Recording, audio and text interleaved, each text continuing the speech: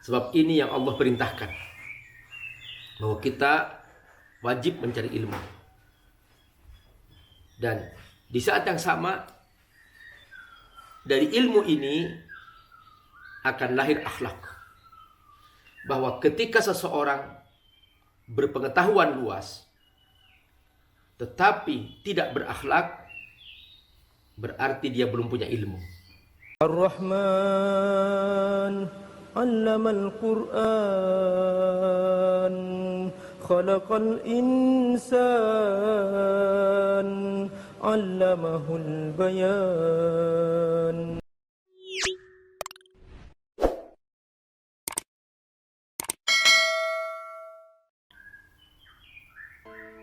Mengapa kita berbicara tentang ilmu dan akhlak? Sebab ini yang seringkali dianggap sesuatu yang tidak penting dalam banyak perguruan tinggi. Hampir di berbagai perguruan tinggi di dunia, mereka lebih mengutamakan pengetahuan daripada ilmu. Akibatnya, banyak yang mempunyai pengetahuan luas tetapi tidak berakhlak. Misalnya, di berbagai universitas internasional, seringkali mereka dibina untuk menjadi sarjana yang ahli di bidang teknologi, di bidang ekonomi, di bidang keahlian lainnya. Tetapi dari segi akhlak mereka dibiarkan. Mereka bebas bergaul dengan siapa saja. Bahkan dalam banyak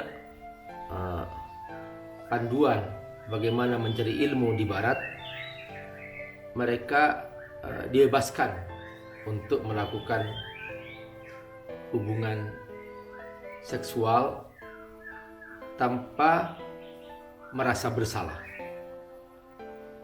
Nah, hal semacam ini bagi perguruan tinggi adalah musibah, karena justru banyak perzinaan terjadi di tengah para calon sarjana yang mereka sedang belajar untuk mencari ilmu. Karena itu penting sekali kita membahas urgensi ilmu dan akhlak ini, khususnya bagi perguruan tinggi yang kita cintai ini, yaitu Study Al-Hikmah Jakarta. Mengapa? Karena bagi kita, keahlian itu adalah aksesoris, pelengkap, bukan tujuan. Tetapi akhlak adalah merupakan tujuan. Prestasi itu aksesoris, tetapi ilmu adalah merupakan tujuan, merupakan dasar dari segala sesuatu. Maka keahlian tanpa ilmu dan akhlak akan menjadi sia-sia. Misalnya, Anda suatu saat akan punya lembaga atau akan punya keluarga. Dari keluarga Anda akan lahir anak-anak yang Anda cintai. Ada anak perempuan, ada anak laki-laki. Suatu hari ada seorang yang ingin melamar putri Anda. Secara prestasi, orang yang mau melamar ini luar biasa. Dia ganteng, dia kaya raya, dia cerdas, dia punya jabatan, dan seterusnya. Perhatikan, prestasi luar biasa.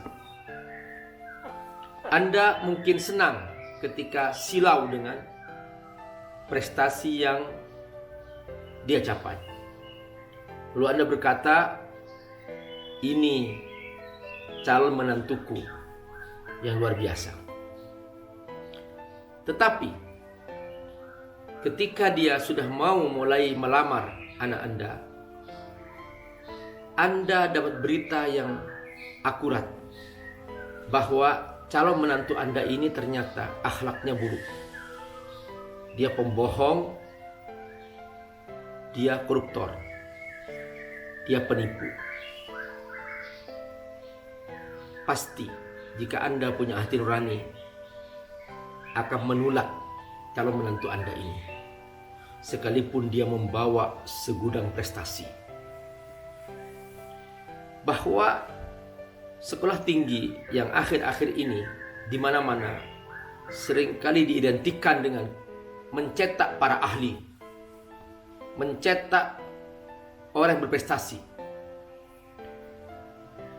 Mereka seringkali melupakan dimensi keilmuan dan dimensi akhlak yang harus menjadi pegangan. Bahwa ilmu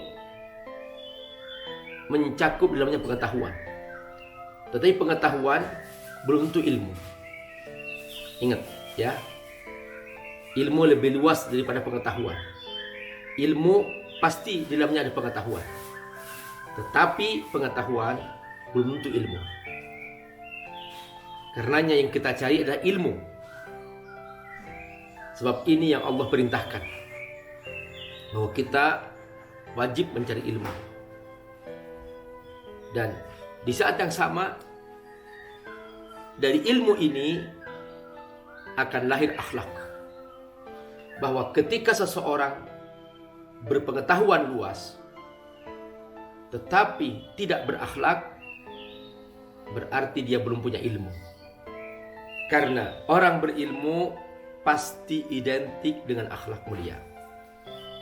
Seperti sholat misalnya, Allah Subhanahu wa ta'ala menyebutkan inna sholata tanha anil fahsya'i wal munkar, bahwa orang yang sholat pasti dia akan mencegah dirinya dari fahsya dan mungkar. Fahsya adalah merupakan dosa yang membahayakan diri sendiri.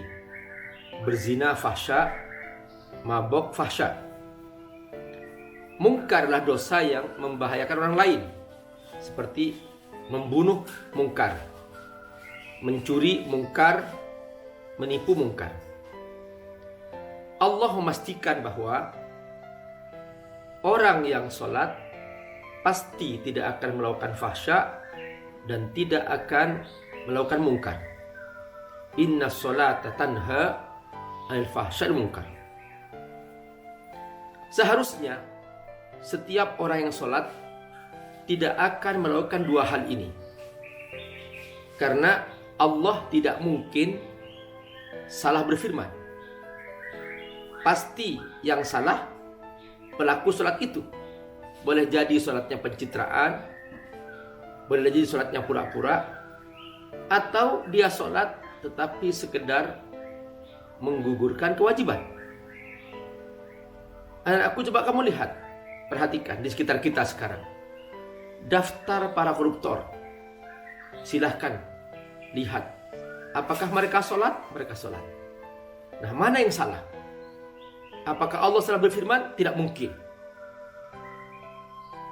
Ternyata merekalah yang salah dalam cara bersolat. Nah, sama dalam kita mencari ilmu. Mengapa kok banyak para sarjana setelah mereka pinter, mereka kok jadi koruptor? Setelah mereka punya wawasan luas, mengapa mereka menjadi penipu? Setelah mereka punya jabatan, dengan keahlian mereka punya, malah mereka membuat kerusakan dalam kehidupan bernegara misalnya. Ada apa? Kenapa? Nah, disitulah bahwa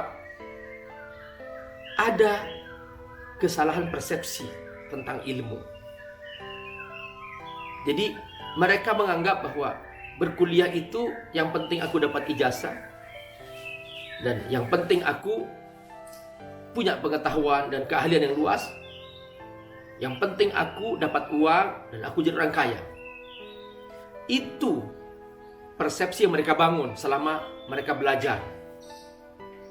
Nah, di Saidi Al-Hikmah kita tidak pernah ingin mencetak sarjana seperti itu. Tetapi kita ingin mereka berilmu, di saat yang sama mereka berakhlak. Perhatian kata ilmu, anakku rahimakumullah. Dalam bahasa Arab, kata ilmu terdiri dari 3 huruf. Ain, lam, mim. Lalu kita balik. Ain, lam, mim ini menjadi ain, mim, lam. Maka menjadi amal. Perhatikan, amal itu akhlak.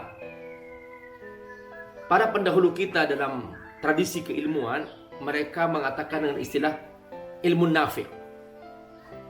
Makanya dalam surah Abasah ketika Allah Subhanahu wa taala menggambarkan seorang sahabat yang buta dan dia bersemangat mencari ilmu, ingin menemui Rasulullah SAW, yaitu Abdullah bin Maktum. Allah rekam dalam surah Abasah. Di situ Allah menjelaskan bahwa dia datang untuk mencari ilmu dan mengamalkan ilmunya. Aw yadzakkar fatanfa'ahu dzikra. Perhatikan kata yadzakkar, artinya dia ingin mendapatkan ilmu, peringatan. Setelah itu dia fatanfa'ahu dzikra, ingin mengamalkan ilmu. Bahwa Allah bangga dengan Abdullah bin Maktum sehingga Allah menurunkan satu surah khusus menegur Rasulullah SAW, sehingga surah ini disebut dengan suratul Itab, yaitu surah yang menegur Nabi. Karena semangat Abdullah bin Maktum dalam mencari ilmu adalah semangat yadzakar untuk dapat peringatan, dan semangat fatanfa'ahu dzikra, ilmu nafi', semangat untuk mengamalkan. Jadi ilmu amal satu kesatuan, dan amal itu adalah akhlak.